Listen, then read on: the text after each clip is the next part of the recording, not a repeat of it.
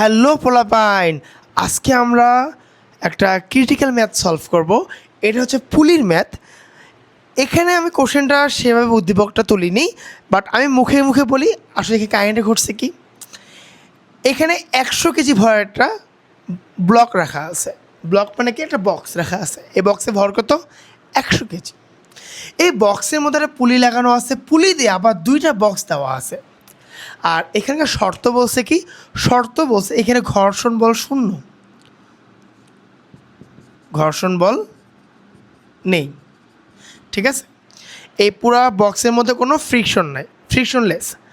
আচ্ছা, এখন যদি এই বক্সটা সামনের দিকে আগায়, তখন এই বক্সের লব্ধি ত্বরণ কত হবে?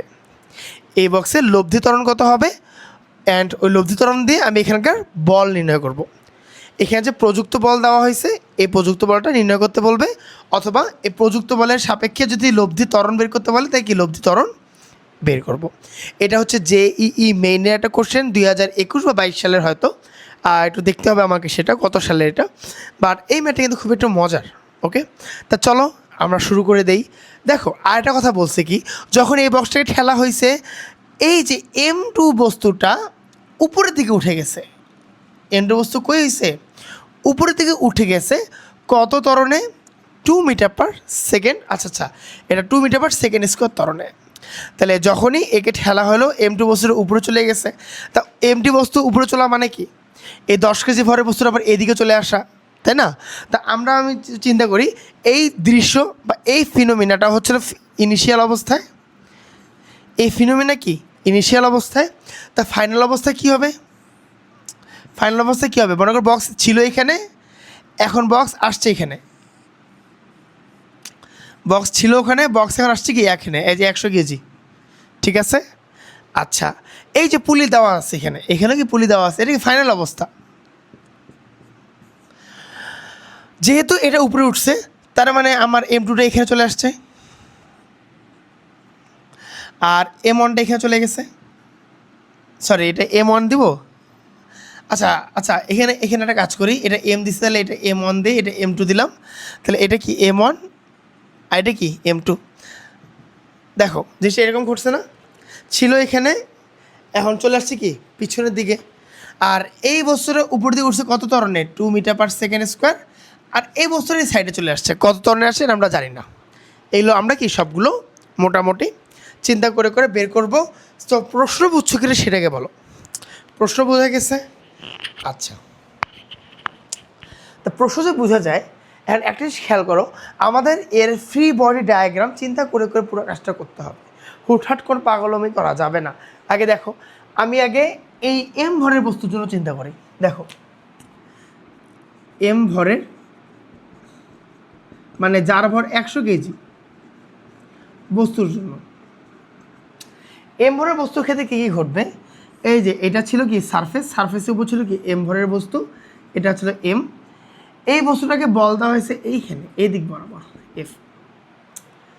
তা একটা জায়গায় যদি আমি বল প্রয়োগ করি, ওই সারফেসটা আমাকে প্রতিক্রিয়া বল দিবে না? ওই সারফেসটা কি এটা প্রতিক্রিয়া বল দিবে। মনে করি এখানে বই আছে, এই বইয়ের মধ্যে আমি বল প্রয়োগ করছি, এই বই আমি একটা বল প্রয়োগ করছি, এই বই আমাকে প্রতিক্রিয়া বল দিবে। বই যদি প্রতিক্রিয়া বল দেয়, তাহলে বুঝতে পারি বল যদি আমি এই দিকে দিই, তাহলে প্রতিক্রিয়া বল কই কাজ করবে? উল্টা দিকে, যেটাকে আমরা নর্মাল ফোর্স বলি। প্রতিক্রিয়া বল কী বলি? নর্মাল ফোর্স বলি।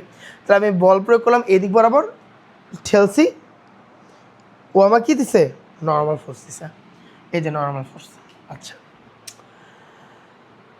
আরেকটা কি আছে দেখো, এই বছরে যখন সামনের দিকে আগাইলো, যখন আমি ঠেলছি, ঠেলা মানে কি বল প্রয়োগ করছি, বল প্রয়োগ করার কারণে কি সামনের দিকে কী হয়েছে? ত্বরণ হয়েছে, এটার নাম দিলাম A1। একটাই তো ত্বরণ, আর এটা ত্বরণ হচ্ছে A, সেটা হচ্ছে 2 মিটার পার সেকেন্ড, যেটা বস্তু কি উপরের দিকে নিয়ে গেছে। এই বস্তু কোন জন্য? M2 এর জন্য।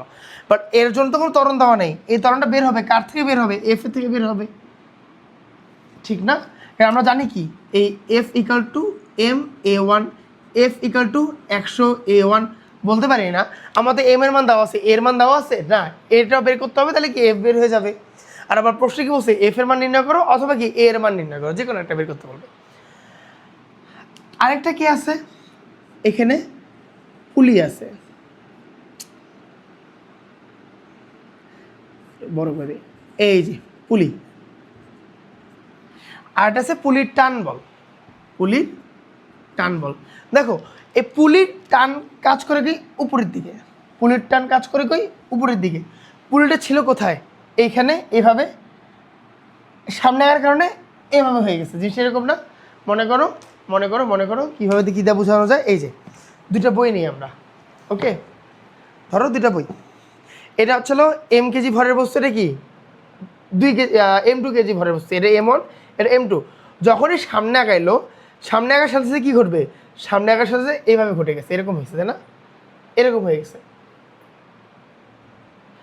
ইমাজিন করো মাঝে পুলি লাগানো আছে, মাঝে কি আছে পুলি লাগানো আছে, এই যে মাঝে মনে করো পুলি লাগানো আছে, তা যখনই সামনে গেল এই যে এইভাবে উঠে গেছে। মনে করো আমি 100 কেজি ভরের বস্তু, হ্যাঁ, এই যে এই যে এই যে এই যে এই যে এদের মাঝে কী দেওয়া আছে, দড়ি দেওয়া আছে। তাহলে বলতে পারি আমার এই দিকেটা কি কাজ করতেছে, টান বল কাজ করতেছে, টেনশন ফোর্স কাজ করতেছে। তাহলে এম ভরের বস্তু কে কে কাজ করতেছে, এফ কাজ করে, এন কাজ করে, টান বল কাজ করে। তাহলে আমরা ফর্মুলা কি জানি, summation of F equal to M A. এটা কি A1 দিলাম, কারণ A1টা কি লব্ধি ত্বরণ, আর লব্ধি ত্বরণ বলে কি লব্ধি বলটাই বের করতে হবে শেষে, তাই না। আচ্ছা, তাহলে এফ একটা বল দেওয়া হয়েছে, প্রযুক্ত বল। আচ্ছা, তারপর কি আছে, পিছনে দিয়ে কাজ করতেছে নর্মাল ফোর্স। তারপর কি আছে, পিছনে দিয়ে কাজ করছে কি টান বল, ইকুয়াল টু 100 A1। তাহলে এই এফ এর মানটা অটোমেটিক কমে গেল, কারণ এখানে অনেকগুলো বিপরীত দিকে বল আছে, তাই না। এরা না থাকলে এফ ইকুয়াল টু এটাই হতো, বাট যেহেতু এরা আছে তার মানে কি ভেজাল লেগে গেছে, এফ এর মান কমে গেছে। তাহলে কি আর এটা ইকুয়াল টু এটা লিখতে পারবো, সেটা কি লিখতে পারবো না। ওকে, ঠিক আছে, হোক। তাহলে আমাকে A1 এর মানটা বের করতে হবে এখন আলাদাভাবে। এই তো খেলা ঘটে গেছে, কাহিনী এখানে ঘটে গেছে।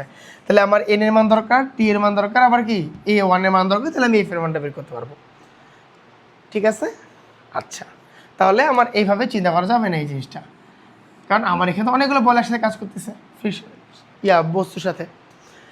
এরপর দেখো যখনই এর সামনের দিকে আগাইলো, এর দৃশ্য শেষ, এম ভরের জন্য শেষ। এখন আমরা কার্য চিন্তা করতে পারি M2 এর জন্য। M2 বস্তুর জন্য কী কী কাজ করতেছে দেখো, M2 বস্তু মনে করো এইটা, যেটা ভর হচ্ছে 20 কেজি, এই বস্তুটার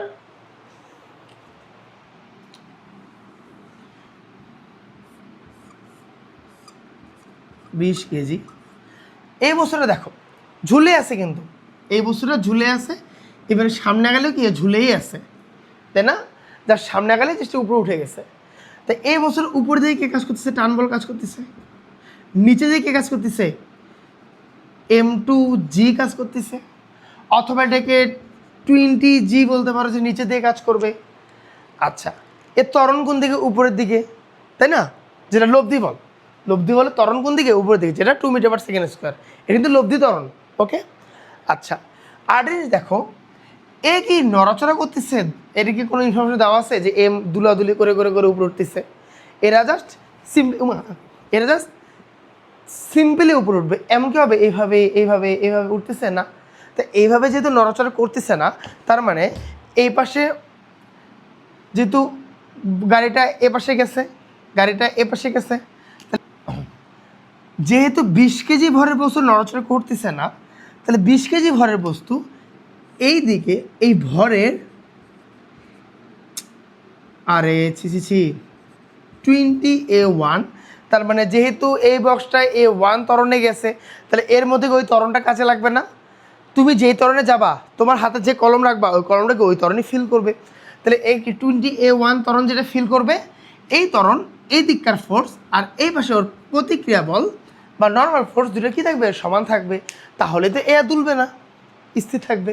বাট টি বড়, M2G ছোট, তাই বলে কি উপরে উঠছে, বাট এদিকে দোলাদুলি করছে না, কারণ কি এখানে 20A1 মানে এই বড় বস্তুটা যেই ত্বরণে গেছে ওই ত্বরণের সাপেক্ষে এই বস্তুর কি এখানকার ফোর্স আর নর্মাল ফোর্স এই দুটো কি সমান, দ্যাটস ওয়াই এ দুলাদুলি করতেছে না।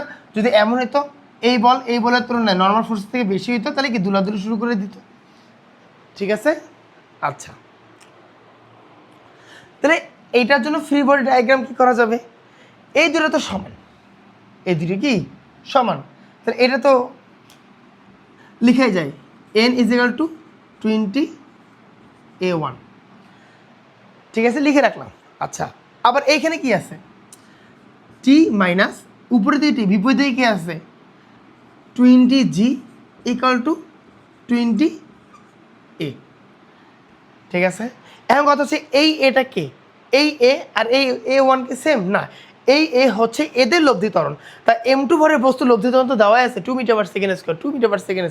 তাহলে আমি এখানে কি লিখতে পারি t মাইনাস 20g = 20 × 2, অথবা t = 20 × 2 - 20g, অথবা 40 - 20 × 9.8। এখানে t এর মান কত আসে দেখি, 40 - 20 × 9.8।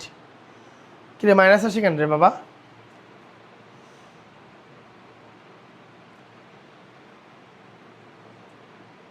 ও আচ্ছা আচ্ছা, এখানে সরি, এখানে প্লাস হবে, সরি এখানে প্লাস হবে কারণ এখানে 20g আছে, এই পাশে গেলে কী হবে প্লাস হবে, সরি।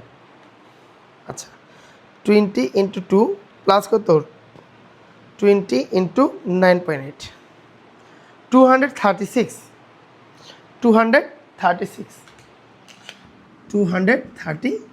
দেখি 36 নিউটন।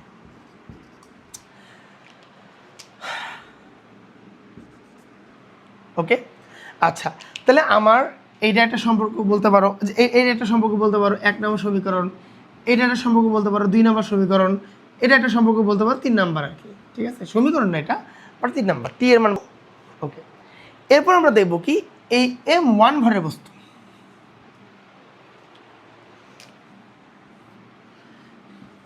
m1 ভরের বস্তু কি করছে দেখো, এই বস্তুটা এই দিকে সরে আসছে, এখন এ যেই ত্বরণে উঠবে ও তো ওই ত্বরণেই যাবে, এ যেই ত্বরণে উঠবে ও এই সেই ত্বরণেই তো আসবে। তাহলে এদের দুজনের লব্ধি ত্বরণ কত 2, কিন্তু এর ওপর প্রযুক্ত ত্বরণ কত, এই বক্সের ত্বরণ, বক্স যে ত্বরণের সামনে গেছে, বক্স a1 ত্বরণের সামনে গেছে না, তাহলে কি a1 ত্বরণই পাইছে। তাহলে আমি এখানে লিখতে পারি না যে 10a1 মানে এই m1 এখানকার ফোর্স আর কি, এখানকার ফোর্স কত, এই যে এবার সরে আসলো এখানে ফোর্স কত হবে F = m1a1। ঠিক আছে, এর ফোর্সটা কী হবে F1 = m1a1, এই দিকে ফোর্স। আচ্ছা মাইনাস এই পাশে কে কাজ করতেছে, টি কাজ করতেছে, = 10 × 2, = 10 × 2।